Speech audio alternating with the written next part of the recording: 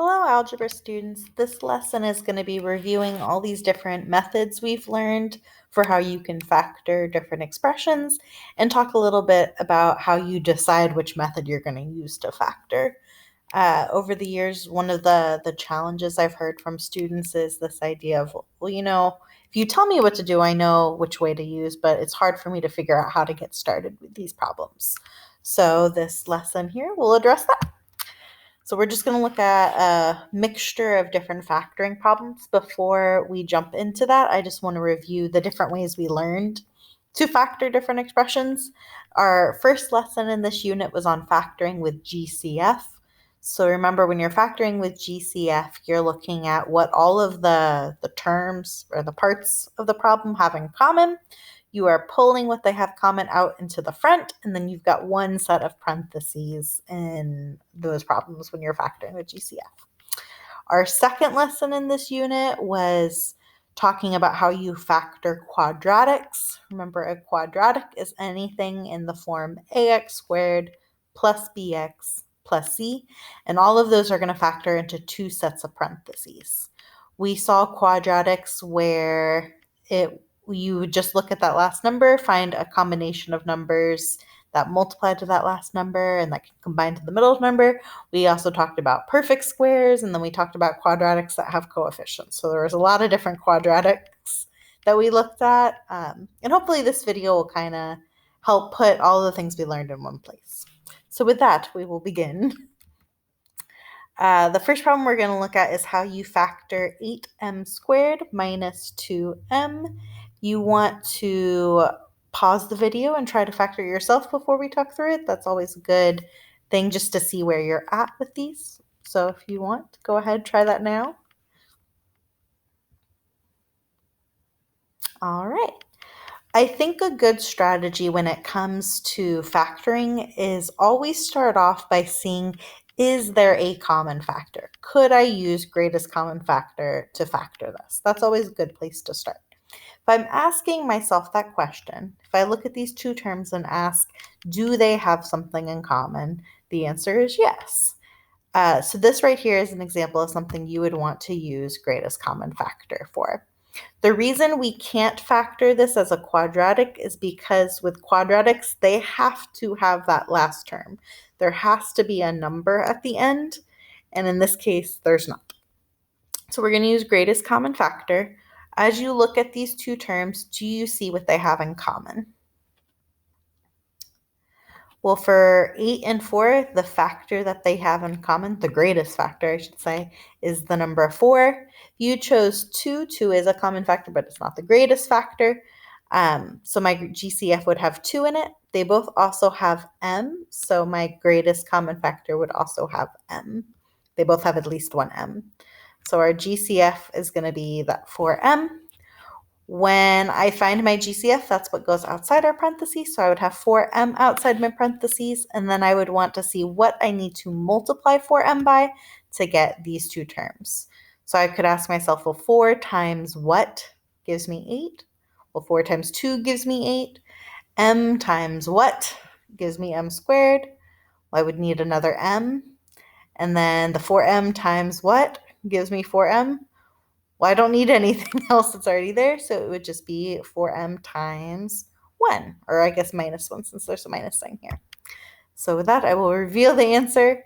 We said 4m is our GCF, and then 4m times 2m gives me my 8m squared, and then 4m times that minus 1 there gives us minus 4m.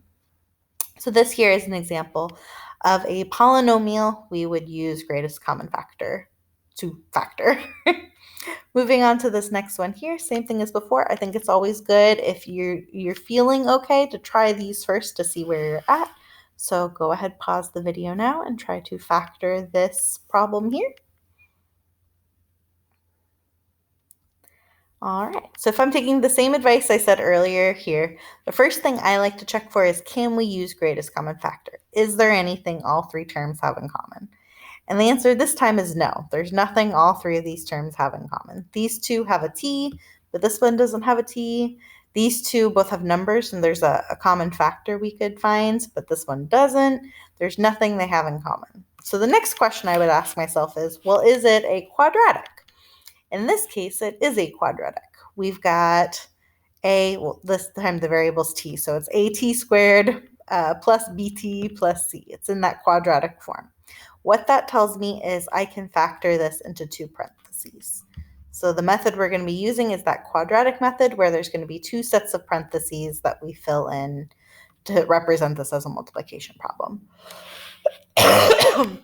Now, because it's just t squared, because there's no number in front, that helps us out. That makes this a little easier.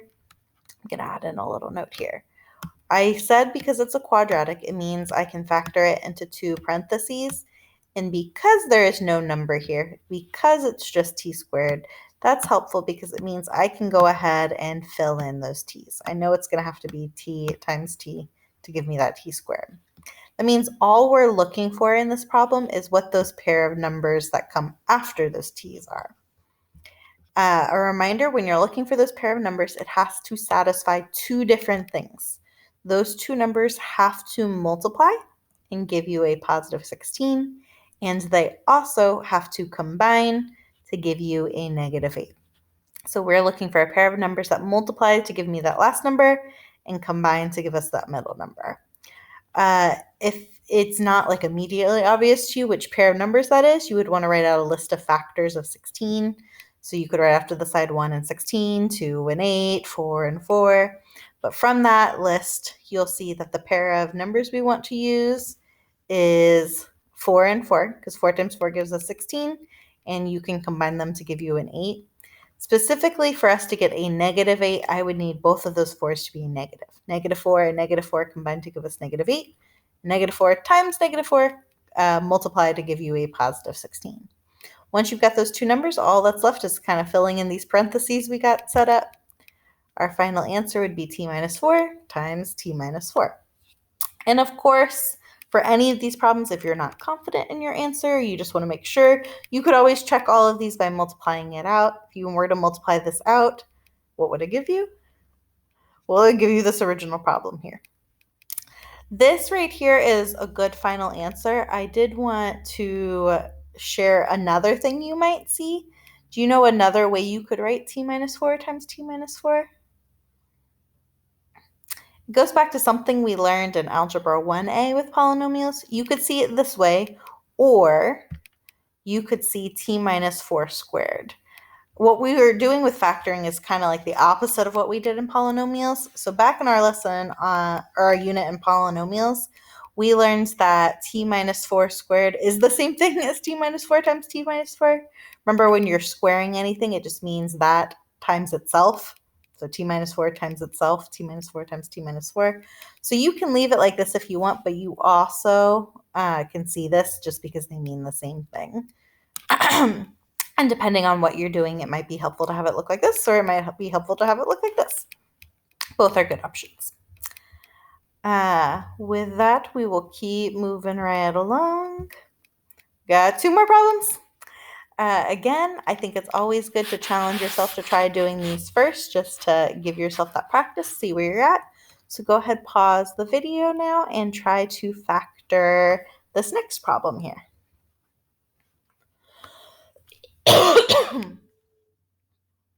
All right, so looking at this problem we have here. Again, my first question, is there a greatest common factor? Might be a little challenging with a number that big, but there is not. There's nothing that goes into 9 and into 121. So the next thing I would be looking at is it a quadratic? The answer is yes, it is a quadratic. Specifically, it is a perfect square. When you are looking at this, 9 is a perfect square. Remember, we learned perfect squares are these numbers that you can take a square root of, or you can think of it as a number multiplied by itself can give you this. So 9 is a perfect square because you can square root 9. It gives you 3. 9 is a perfect square because there's a number, 3. That when you multiply 3 by 3, it gives you 9. Same for 121. Do you know what that number is? It's 11. 11 times 11 gives you 121. So because this is a quadratic, and specifically because it is a perfect square quadratic, that helps us out. When you are factoring a perfect square, just like all quadratics, it's going to factor into two sets of parentheses. But the trick you can use with perfect squares is the numbers will be the same. It'll be that number we mentioned earlier that when multiplied by itself gives you 9 and 121. So in this case, I would have to use 3's for both of my w's and then 11's as the second pair of numbers. So when we go to factor it, it'll look like this. The reason it has to be the same number and not like a 9 and a 1 there has to do with the fact that this middle term, I'm sorry. Okay, I think I'm better now.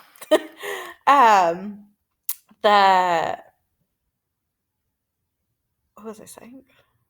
Right. The reason these numbers have to be the same goes back to the fact that this middle term in the quadratic is missing. When we would multiply this out, we would see that 3w times 3w gives you that 9w squared. And then the 3w times 11 is going to give you 33w. And then for the second part, that negative 11 times 3w gives you negative 33w. And those two pairs there are going to cancel each other out, leaving us with only these two terms. If we weren't using the same numbers, you would get different amounts here that wouldn't cancel out. So that was the trick we had learned with perfect squares. When you're looking at a quadratic, be on the lookout for perfect square numbers. So just think all of the like 1 times 1, 2 times 2, 3 times 3, 4 times 4, all those numbers, 1, 4, 9, 16, 25, 36, 49, the list goes on and on. But be on the lookout for those numbers because factoring perfect squares, I think, are one of the easier ones, as long as you can identify that it's a perfect square. Easier just because you don't have to write out a list of factors. Like I didn't have to write a list of all the different numbers that multiply to give you 121. We just know it's going to have to be the same number. I'm going to erase that. We'll move on to this one over here. Again, go ahead, pause the video, try to see if you can factor this without me, and then come back to see how you did.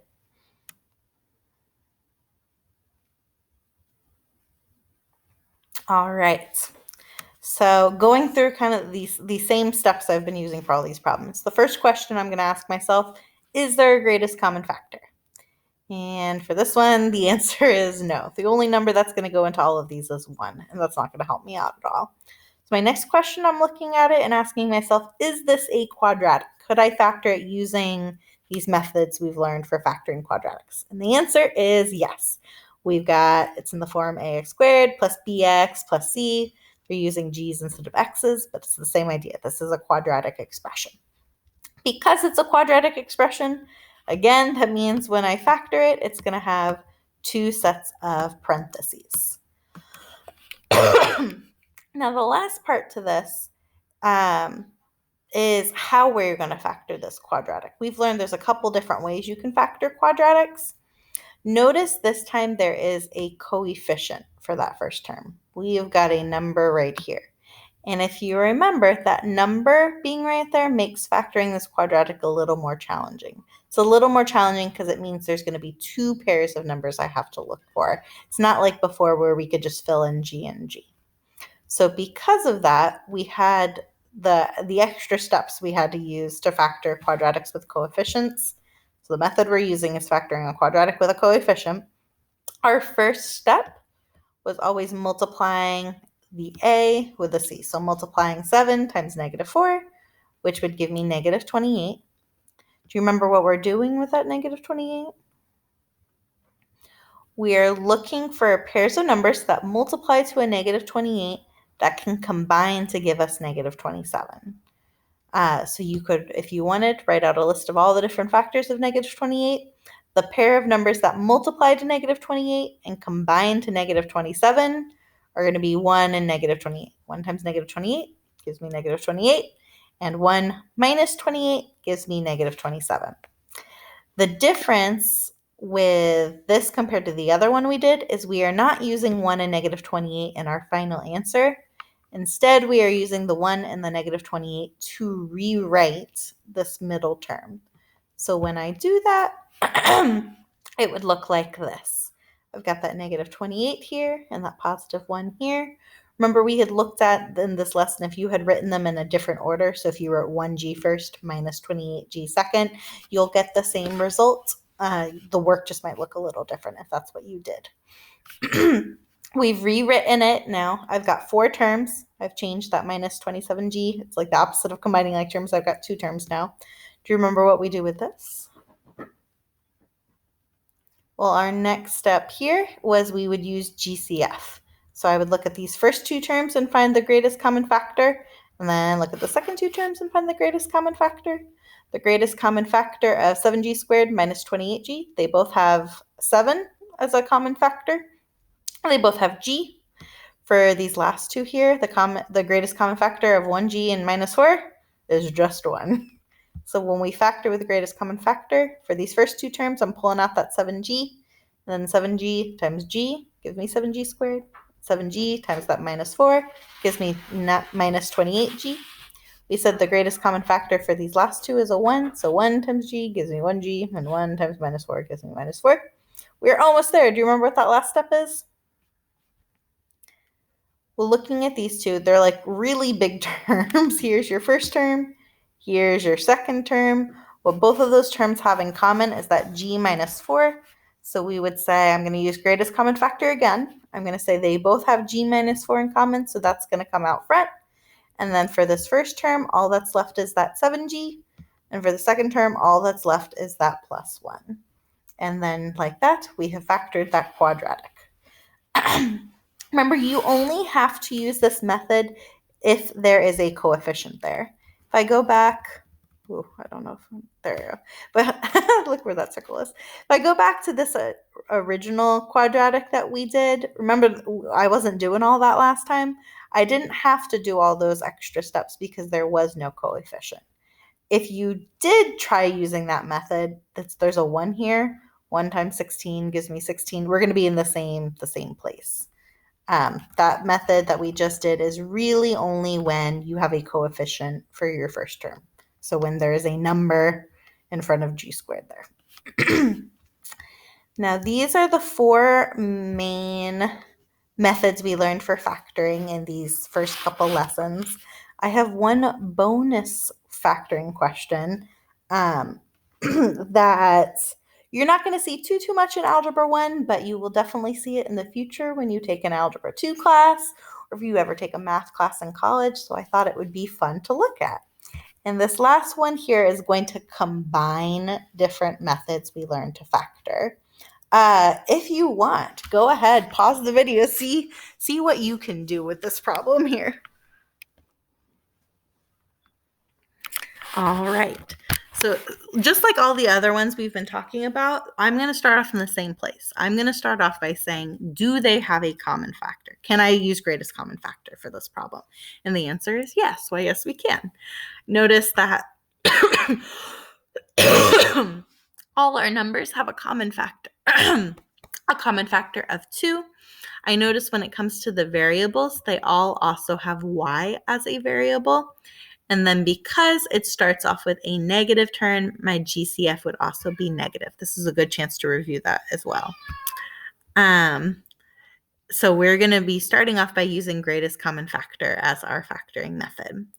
When I do that, we already said our GCF is negative 2y. So that will be what goes in front of our parentheses.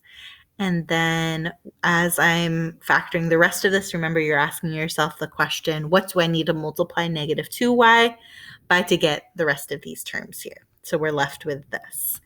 And if you got to this point, that's great. What I'm going to show you in this problem here is you can actually go further to factor it out more completely. Noticing what's left in our parentheses here, do you notice anything about it? Well, inside the parentheses, I have a quadratic expression. Now, that's not always the case, Dare I do this? Yeah, I will. I'm going to go back. The very first problem we did over here, I used greatest common factor as my factoring method. Notice inside the parentheses, it's not a quadratic expression. But for this problem here we're looking at, where did it go? There it is. It is the case. Inside my parentheses, I've got z squared minus 10z plus 24. That is a quadratic expression. So we can continue by factoring what's in the parentheses here and combine these two methods. So to finish factoring this, I'm going to factor inside my parentheses using the factoring quadratics method. Notice there's no coefficient there, so I don't have to do anything crazy. It's the same strategy we used in that second example where you're trying to find a pair of numbers that multiplies to positive 24 and combines to negative 10. That pair of numbers is going to be negative 6 and negative 4. Negative 6 and negative 4, because negative 6 and a negative 4 gives you negative 10, and negative 6 times negative 4 gives you 24. I think this one here can be a little tricky if you were thinking like 12 and 2 maybe. The problem with a 12 and a 2 is if you're using 12 and 2 to get negative 10, you would have to use a negative 12 and a positive 2. And the problem with that is a negative 12 and a positive 2 will give you your negative 10, but negative 12 times positive 2 does not give you positive 24. The negative 6 and the negative 4 are going to be the only option to do that. Once we've got our negative 6 and our negative 4, we can finish factoring it by, oh, it's under that little gray bar. We're waiting on you. There it is. We could finish factoring it by just changing it to z minus 6 times z minus 4. That right there would be the fully factored form. So we're starting off using greatest common factor, but then we could factor it even more by factoring that quadratic that's left inside. Like I said, you're not going to see this too much in Algebra 1. What those first examples were is the main takeaway I want you to get from this unit. But I did think it would be fun since you know how to do all this, right? You know how to factor with the greatest common factor. You know how to factor with quadratics. But it's fun just to see how you can combine those methods to factor a crazy looking thing like this. That is all I've got for you, though, for this lesson video. Thank you so much for watching. I'm hoping you're feeling better about factoring and knowing where to start problems, how to decide which method you want to use. If you're not feeling great, feel free to reach out to us. Just keep working on your math, though, and you guys are doing great. I believe in you. That's all I got.